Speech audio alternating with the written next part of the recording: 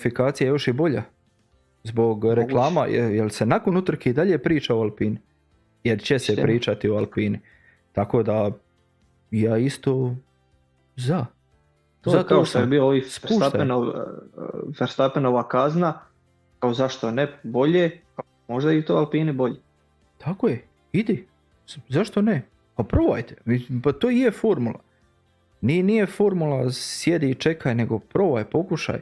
Na limitu dozvoljenoga, pređi ga koji put ako treba, ali pokušaj. Tako je, vidimo i prošle godine i ove kako se svi igraju s pravilima.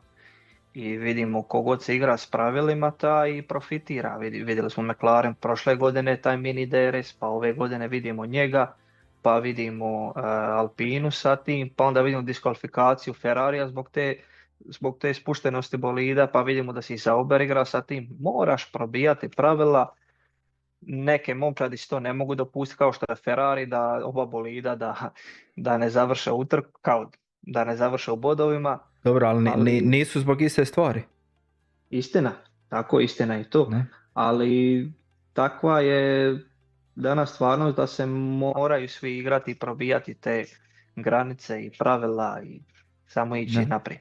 Možemo odmah vidjeti i tablicu momčadi za sada kako su poredani.